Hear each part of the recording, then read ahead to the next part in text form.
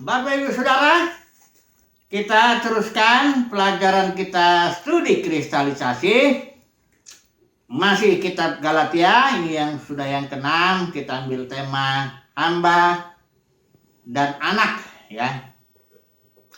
Saya harus mengulangi dulu ceritanya ini, bahwa di jemaat-jemaat Galatia ada, katakanlah saudara-saudara palsu, guru-guru palsu yang mengatakan bahwa jemaat itu yang dirintis atau didirikan oleh Paulus, mereka mengatakan bahwa kalian harus tetap disunat. Jadi memaksa orang untuk disunat, bangsa-bangsa lain itu. Dan bukan hanya itu, tapi juga mengikuti memelihara hari-hari tertentu, bulan-bulan, masa-masa. Barangkali juga ritual-ritual lain yang berlaku dalam hukum Taurat bagi orang Yahudi ya.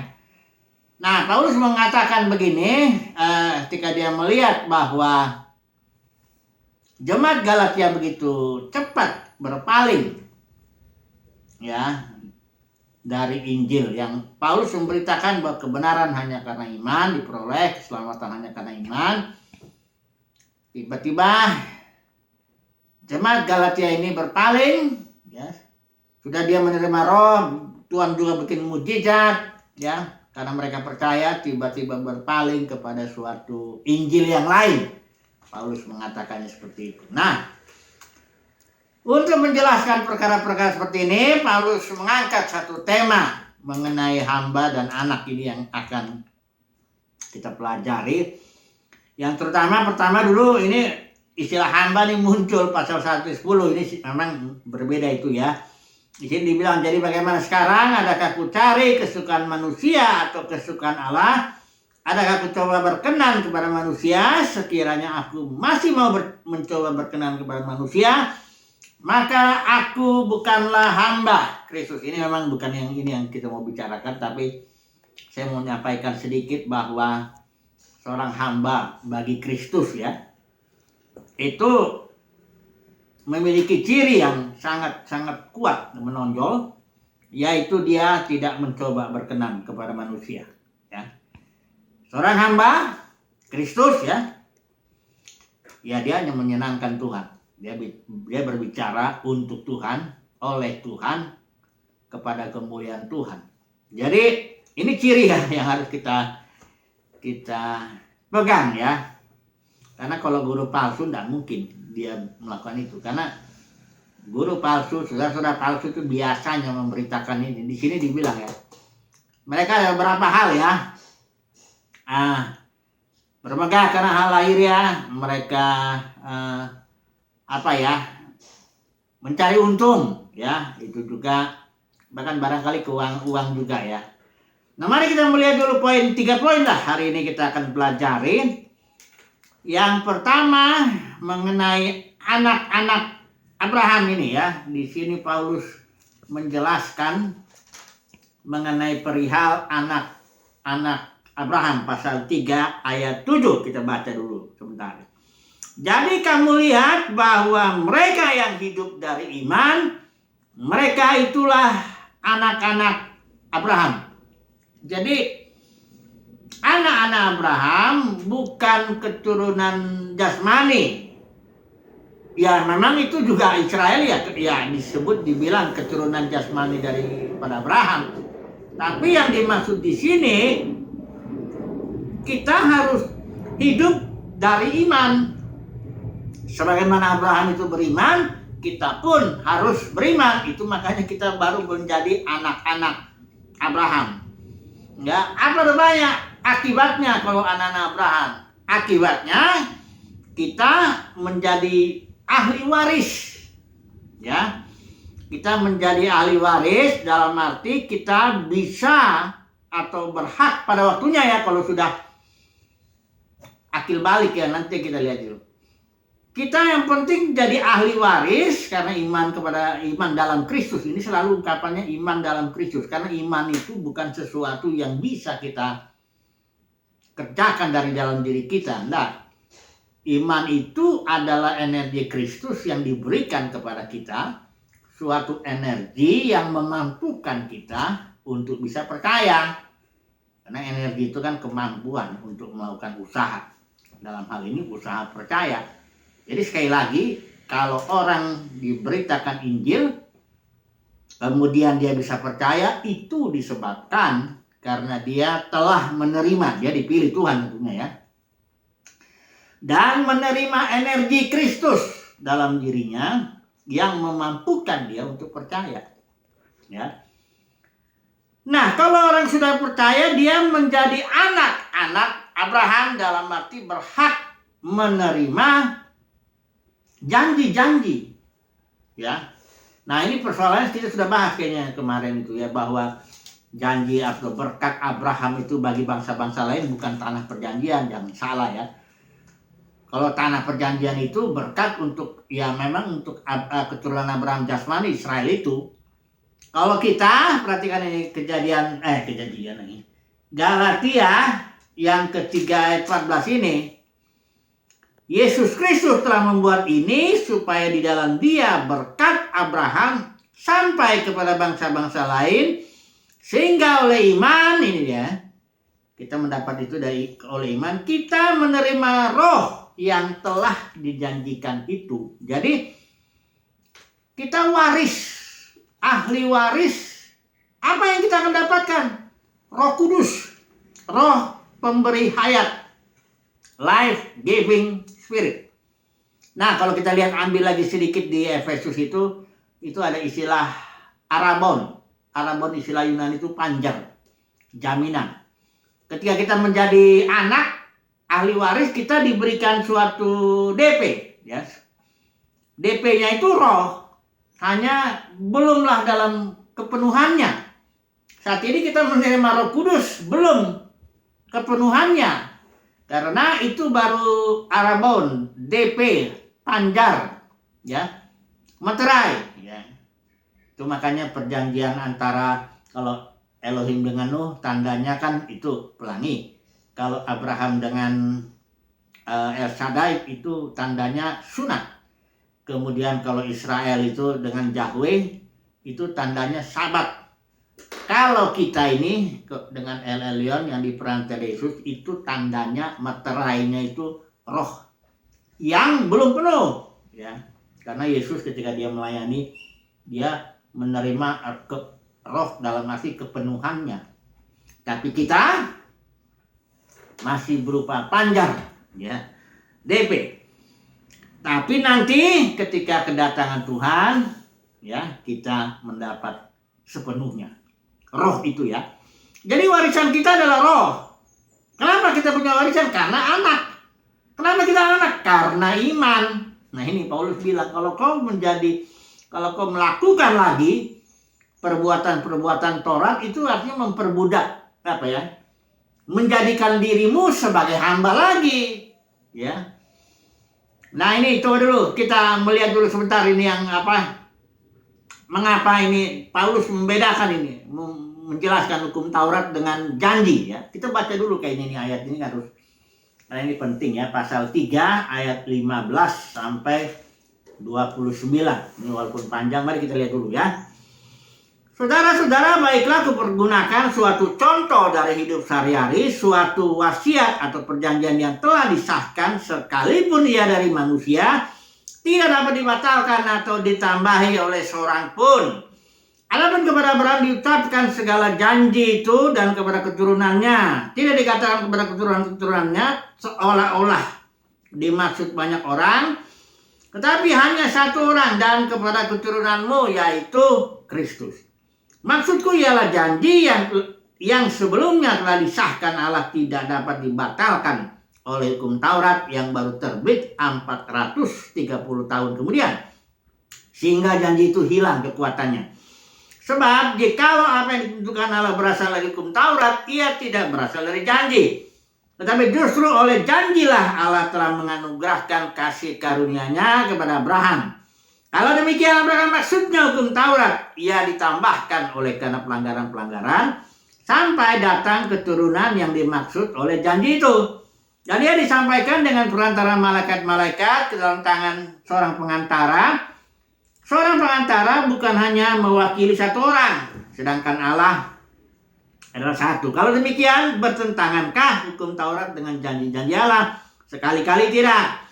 Sebab malaikat hukum Taurat diberikan sebagai sesuatu yang dapat menghidupkan, maka memang kebenaran berasal dari hukum Taurat. Tetapi kitab suci telah mengurung segala sesuatu di bawah kekuasaan dosa, supaya oleh karena iman dalam Yesus Kristus, janji itu diberikan kepada mereka yang percaya.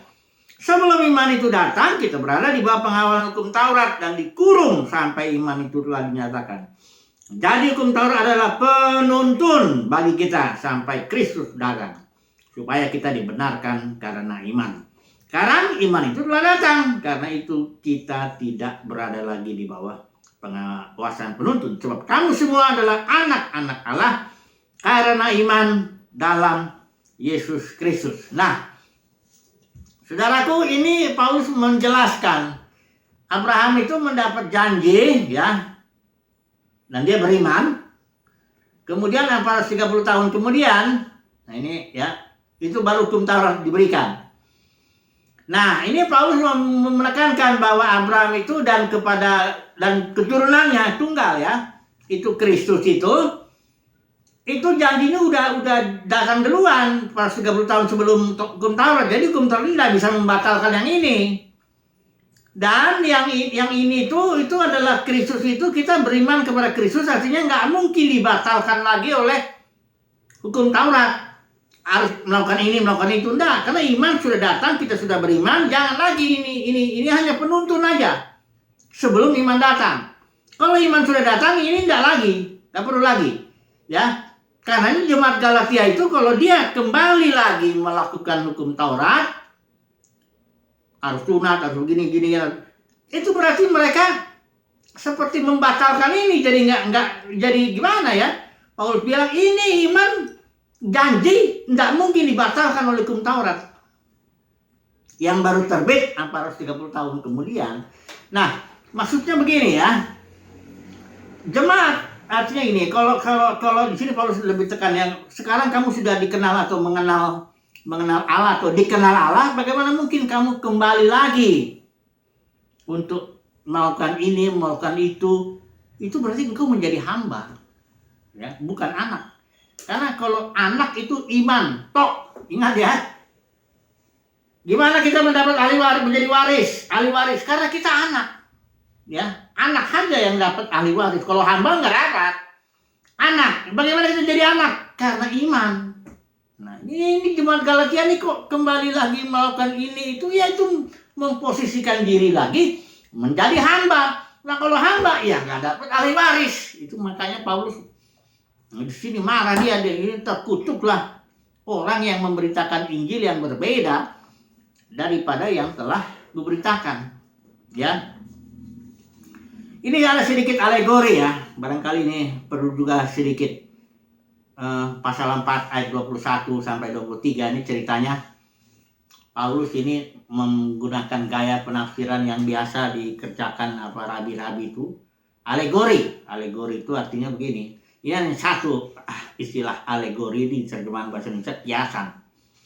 Ya, ini hanya ada satu kali muncul dalam Perjanjian Baru istilah ini, tapi penafsiran alegori ini harus hati-hati. Ini harus benar-benar ya dipimpin roh lah menafsirkan. Karena alegori itu artinya gini, ada suatu cerita, di balik cerita itu ada satu makna tertentu, makna rohani. Nah, kalau orang nafsirnya sembarang begitu, ya bisa jadi kacau nanti ya, masing-masing mau-maunya aja. Ya, ada satu cerita dia tafsirkan. Ini saya beri contoh aja nih. Ada cerita nih Paulus naik perahu terus hancur ya. Perahunya hancur waktu mau ke Roma itu. Kemudian ada orang mengatakan itulah hidup kita, seperti naik perahu, ada badai hancur hidup kita. Ini ya walaupun ada masuk akal tapi bukan itu maksudnya ya. Karena kalau lihat cara Paulus ini mengalegorikan ini. Coba lihat. Jadi ceritanya begini. Abraham punya 2 anak. Ishak dan Ismail. Kalau Ismail berasal dari Hagar, kita tahu. Sementara Ishak berasal dari Sarah. Nah, terus Di sinilah Paulus mengalegorisasikan. Ya. Dia bilang begini, dua perempuan ini, Hagar dan Sarah, itu simbol atau dua perjanjian. Dia bilang ini dua perempuan, ada cerita dua perempuan, tapi dimaknakan oleh Paulus dua perjanjian. Yang satu dari Sinai, ini adalah perjanjian yang lama itu, yang melahirkan. Yang satu katanya anak ini kan Ismail diperanakan karena apa? Karena daging, ya. Kalau yang Ishak diperanakan karena janji. Makanya Paulus bilang begini, ini Hagar ini melahirkan anak-anak perhambaan, ya, karena dia dilahirkan karena kedagingan, ya, bukan karena janji. Dia samakan ini dengan perjanjian Sinai, ya. Ini yang melahirkan anak-anak perhambaan, itulah yang Paulus bilang, itulah yang Yerusalem yang sekarang, yang jasmani. Kalau ini perempuan merdeka, kata Paulus, karena dia terus apa? Bersukacitalah si mandul yang tidak pernah melahirkan dan sebagainya, ceritanya begitu, ya. Melahirkan anak-anak perjanjian. Nah, kata Paulus, yang ini menganiaya yang ini. Ya, waktu itu kita ceritanya Ishak dan Ismail sedang main-main itu. Tapi si Sarah bilang, tolong ini diusir, ya, karena ini tidak akan, si anak ini, si Ismail, nggak mungkin menjadi ahli waris bersama dengan anakku. Dan Abraham mengusirnya. Jadi Paulus dengan cerita ini dia terapkan juga. Demikianlah sekarang, katanya ini. Dia bilang ini, demikianlah, karena itu apa ya? Demikian juga sekarang ini. Ini pasal 29 ayat bagian terakhir. Demikian juga sekarang ini, artinya yang dari yang anak perhambaan ini menganiaya anak-anak perjanjian ini, kayak jemaat Galatia, ya, atau termasuk Paulus itu dianiaya oleh guru-guru palsu ini, kira-kira begitu, ya. Tapi firman Tuhan bilang usir, ya, artinya adalah saatnya, pokoknya kita tidak lagi diperhamba lah oleh guru palsu, oleh saudara palsu. Ya, karena firman Tuhan ini bilang usirlah, ya, anak itu nggak akan jadi ahli waris bersama dengan anakku, kata Sarah, ya. Nah, ini suatu cerita yang Paulus bikin begini supaya dia bilang kita ini anak-anak dari perempuan merdeka. Memang kita akan dianiaya sama anak-anak yang dari perempuan hamba itu, Hagar, ya, Gunung Sinai. Ya, itulah yang terjadi sekarang juga, kata Paulus, ya. Jadi ini kalau menurut saya ini luar biasa, ya, tafsiran alegorinya Paulus ini, ya. Dia menemukan fakta bahwa yang kedagingan itu menganiaya yang roh, anak perhambaan menganiaya anak-anak janji. Demikian juga sekarang itu terjadi juga. Nah, kita ambil kesimpulan lah sekarang, ya. Bagaimana ini kesimpulannya? Saya sudah bilang dalam dunia kekristenan selalu, ya, kesimpulannya ini aplikasi lah, ya. Dalam dunia kekristenan juga banyak ini guru-guru palsu, saudara-saudara palsu yang mengajarkan, ya, orang percaya harus, nah ini kalau udah orang percaya harus, nah itu sudah itulah sudah apa, aturan hukum Taurat lah, walaupun ya nggak suruh sunat, ya, karena misalnya, ya, saya ulang lagi, harus bayar perpuluhan. Nah itu dia. Harus buat sulung misalnya. Terus kalau ibadah, dalam hal ibadah, padahal ibadah ini semua anak-anak janji itu upahnya kan roh. Waris kita tuh roh. Itu mesti kita ingat. Dan kita harus hidup oleh roh. Baik memberi harus oleh gerakan roh. Kalau nggak digerakkan jangan memberi. Nggak ada kewajiban untuk memberi. Harus begini, harus begitu. Kalau nggak digerakkan pergi ibadah di gedung, pergi kebaktian di gedung itu, nggak usah pergi. Ya, roh itu kan memimpin macam-macam. Ibadah itu kan dipimpin roh, hidup dipimpin roh, itulah ibadah. Kalau digerakkan berdoa, ya berdoa. Digerakkan baca Alkitab, ya baca Alkitab. Digerakkan kerja di dapur, itu ibadah. Digerakkan tuh roh untuk kerja kantor, lakukan, itu ibadah. Ya. Ibadah itu suatu jenis hidup yang dipimpin roh, itulah ibadah. Termasuk memberi, ini kalau dalam peraturan agama, ya, kekristenan sudah menjadi agama. itu penuh aturan. Harus ikut sel grup supaya bertumbuh katanya. Apa yang bertumbuh? Makin diperbudak itu. Siapa bilang harus ikut ini, harus ikut itu? Harus di bawah tudung penatua katanya. Jangan hidup sendiri. Dan dia ngutip Ibrani 10:25 sudah bilang. Harus yang begini ini. Ini guru palsu itu. Saudara, begitu ada yang mengatakan, engkau kalau mau diberkati harus, itu cirinya. Engkau kalau mau ya secara keuangan itu bisnismu lancar harus. Ciri-cirinya begitu. Ya. Pokoknya udah harus ini, harus itu, udah itu. Kita kembali masuk ke dalam perbudakan atau memperhamba diri, menjadi hamba. Ya nggak akan jadi ahli waris, itu celakanya, masalahnya. Dan itu bukan hidup dari iman, bukan hidup oleh iman, bukan hidup oleh roh. Ya.